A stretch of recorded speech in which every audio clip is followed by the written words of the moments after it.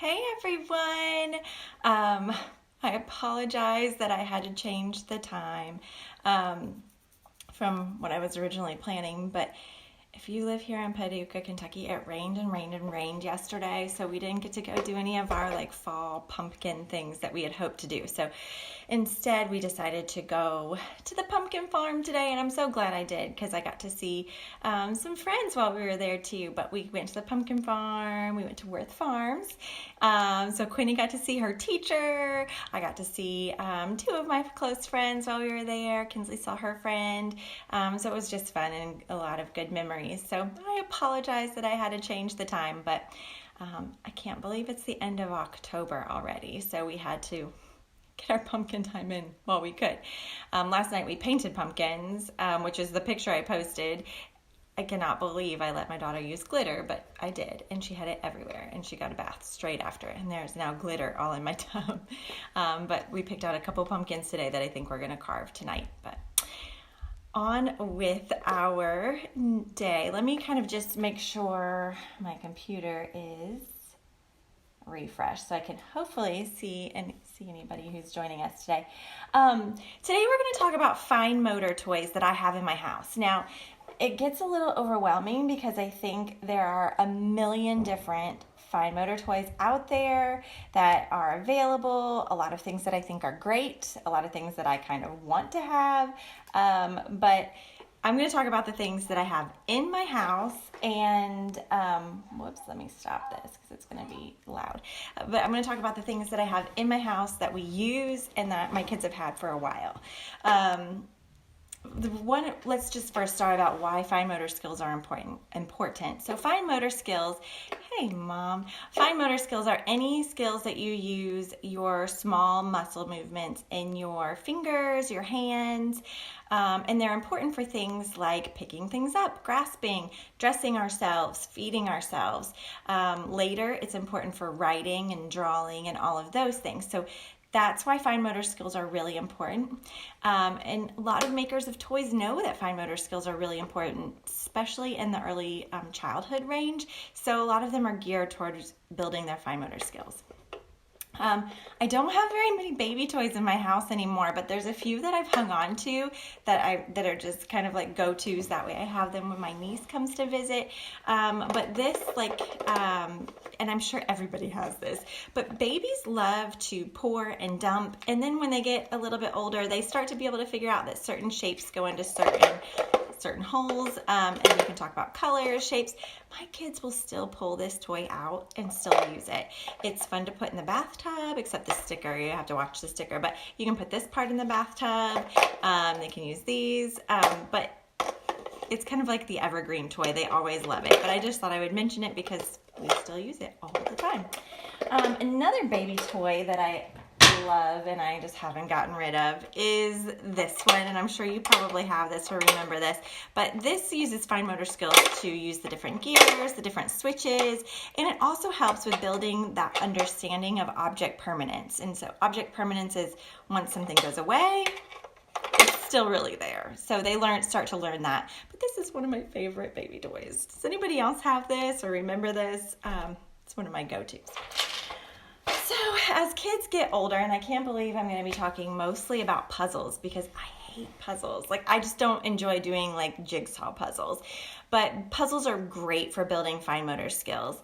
And you'd want to first start using puzzles. You want to start doing what's called inset puzzles. So it's where the pieces just set inside, and the chunkier the pieces, the better. We have several different inset puzzles that my kids love.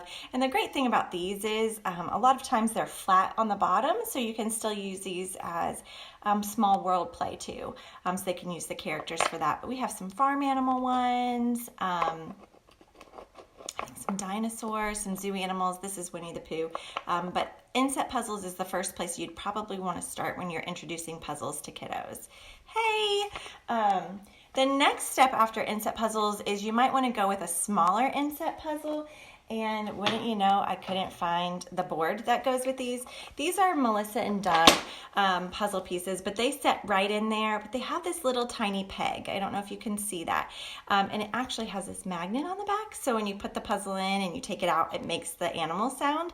But so that tiny piece helps build this pincer grasp. And that's, you use this for zipping up a zipper. You use this to pick up Cheerios and eat them. You use this to write. So that's why building that pincer grasp is really important. When you use this other inset puzzle, you're probably using your whole palm to pick up the piece, which is great. This is what happens first, and this would happen later in development. So that's another type of inset piece. Then you're going to move to an interlocking puzzle. Hey, Ashley. So interlocking puzzles, you want to obviously not introduce a puzzle that has a lot of pieces first. This one has 9 pieces. It took me just a second to count them. It's Paw Patrol. And the great thing about interlocking puzzles is you can usually find them for fairly inexpensively. And it usually has characters that your children like. So that way it's motivating to them. So this would be the next probably step you'd want to go. The nice thing about this is it has a frame, so it kind of keeps all the pieces in there. They know where to start. You can talk about corners. One trick I like to do is you can take the pieces out and you can use a marker and trace them, so that way you might not want to do this later once they start to understand puzzles, but this kind of gives them a place to put it. They understand where. And if you're like me and you hate putting puzzles together, you can flip the pieces over and you can number them so they're in order of which place they go. Here's somebody coming down the stairs. So I numbered this with number 1. Hey, Kinsley. I'm on Facebook Live. Daddy's upstairs. And then you can put number 2 on a puzzle. Yes, the pincer grasp is really important, Ashley, for writing skill, because that's how you build. I actually don't write that way. I actually write with 2 fingers, and OT would probably flip out, but that's how you build that pincer grasp. She's writing me a note on a whiteboard.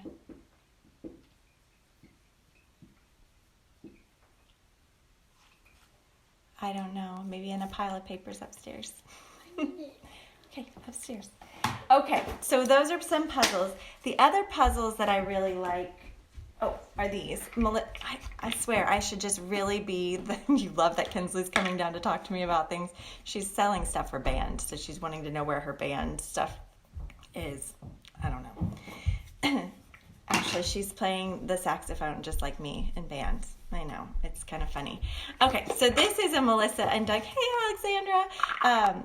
This is Melissa and Doug puzzle. The reason why I like it is because it has 4 different puzzles in it, and they're smart and they label them like a diamond, a circle, so all the circle pieces go together. This is like pets, I think, so this is a cat puzzle. Alex, you would love the cat puzzle. And the nice thing is when you close the box, it gives you that frame to build it. And I think these are 12-piece puzzles. Oh goodness, it doesn't say. I think they're 12-piece. I think so. But it gives you that frame to build on. So it gives them a starting and a stopping place. And then you always know all the square ones go together. All the square ones are going to build the bird puzzle. But it's a nice thing. You can close it up and it's nice. But we have a couple of these and these have been a big hit. Okay. And then obviously you can go to the smaller puzzles and things like that. That's just get to be a lot of pieces. And then I tell my kids they're on their own because I can't help them anymore. Another thing that kind of is along the lines of puzzles, and one thing I do have to say is fine motor. When we're talking about some of these things, you have to use your best judgment as far as small pieces. If your child is still putting things in their mouth, you have to be very careful that it's not a choking hazard for them. These are like tangram pieces, so they give you patterns or pattern blocks. That gives you patterns and you get lots and lots of shapes. They're called tangrams, but lots of shapes and colors, and then you just put your pieces on top and you build the shapes. You can also build your own, but this you start to talk about symmetry, and they have just different pictures. But my kids, they love doing this. And another good thing about something like this, besides just building fine motor skills of picking up these small pieces, is it teaches them to do something from start to finish. And so that's a good skill to have, starting and completing a task. I think these are Melissa and Doug too. But that's something we've had since, I think, Zaven. So we've had that a long time. Okay.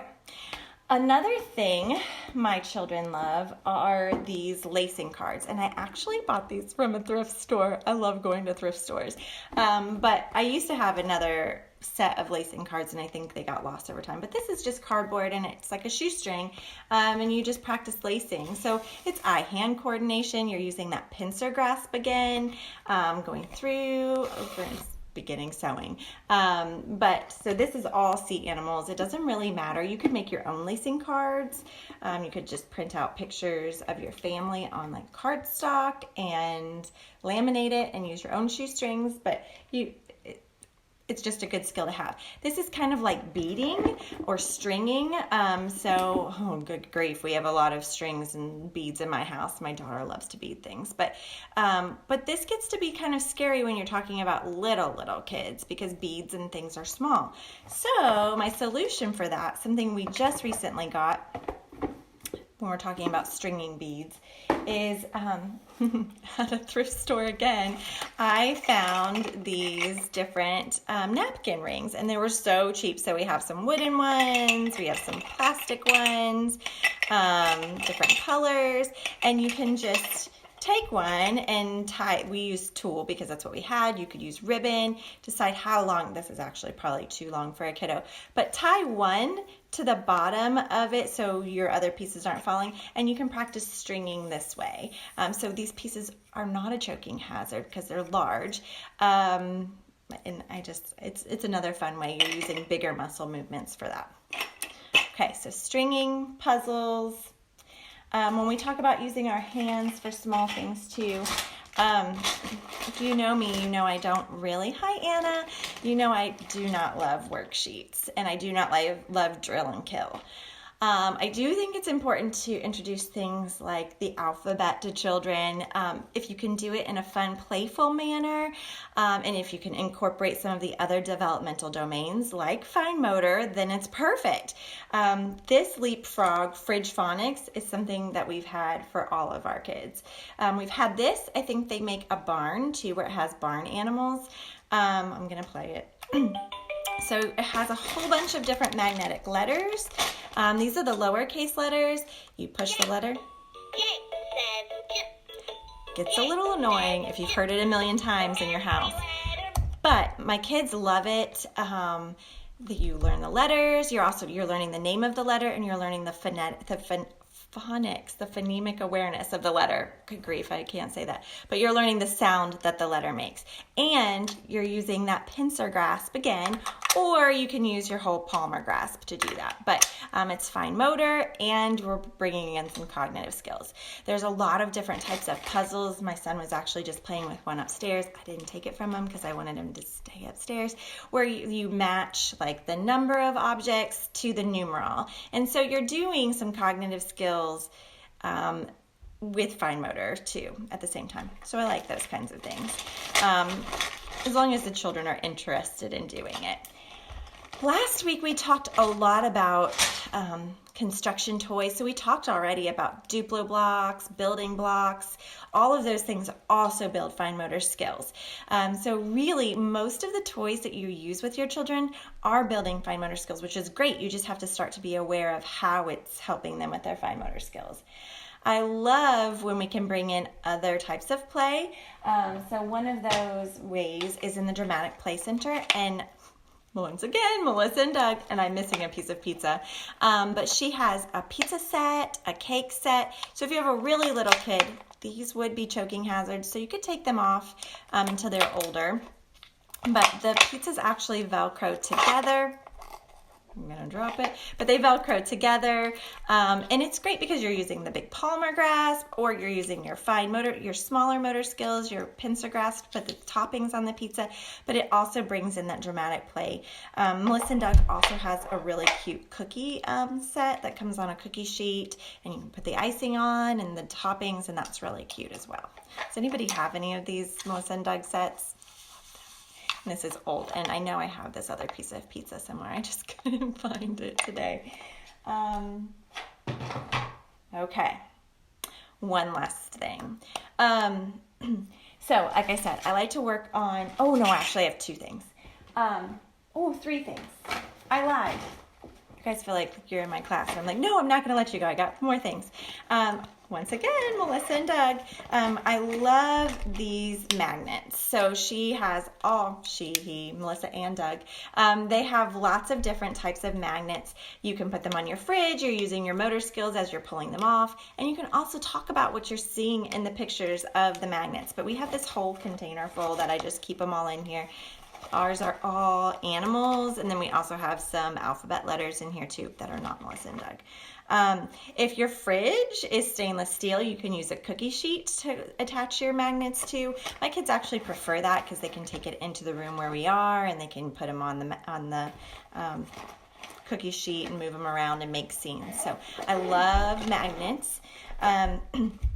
I decided not to talk about art supplies, obviously using crayons, markers, scissors. That is obviously building motor skills for sure. We do a lot of that in our Friday play groups. But I wanted to kind of focus more on just toys and not utensils and tools. This is one of my favorite things ever that we have gotten. I was just looking, hey, Katie, it was nice to see you at the pumpkin patch. But this, once again, is Melissa and Doug. I need to talk to them. But this is great for the car, for going to the doctors. It is using fine motor skills, and it's using the skill of writing or painting. What's nice about it is it comes with this little brush, and you fill it up with water. So first of all, it says no mess, but it could spill on you if your kid figures out their fine motor skills to twist it open. They could spill this water, but it's not a lot, so it's not going to ruin your day. But you just fill it up with water, and then the top of the paintbrush gets wet, and it's one of these kind of like hidden picture things. So once you paint it, the picture starts to come out. Ours is starting to get a little warped. We've had this for a couple years, but we have several of them. Brixton and Quinlan love them, and they'll use them in the car, use them while I'm cooking dinner, but these are great. So it is definitely a fine motor skill that I would encourage you to buy or put on your Christmas list. Good stocking stuffer.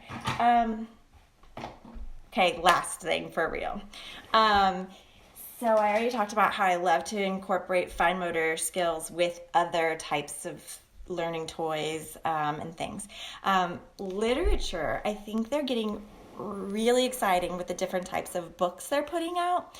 This book I got for my daughter when people at my office threw me a book shower for Quinlan.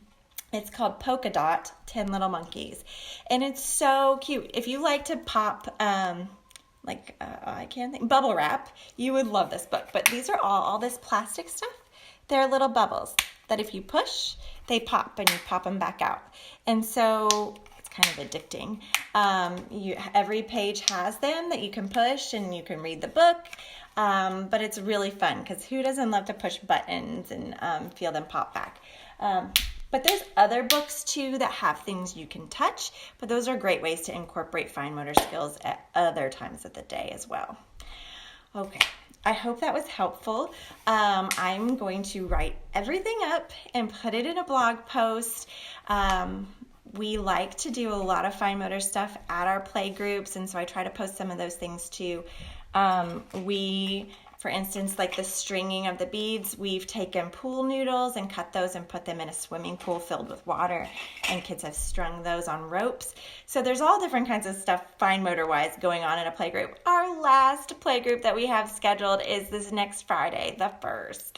It's getting a little chilly. We're just going to kind of wait and see how the weather works out. I might still have some pop-up parties or pop-up play groups that I'll announce on Facebook, but there'll be some stuff coming up on the blog hopefully, and on Facebook too, so that you can check out over the winter. But I plan to still do Facebook Lives, and I'll get all of this fine motor stuff out. If you guys have fine motor toys that you think are a must-have, definitely comment and let us know, because we're all trying to figure out what we need to add to our arsenals, and we would all appreciate it. Or if there's something that we have here that you have a tip or trick as far as storing it or making it more accessible to your child, let us know. But I'm so glad that you popped on here even after I changed the time, but I'm so glad I went to the pumpkin patch. Okay guys, have a great week.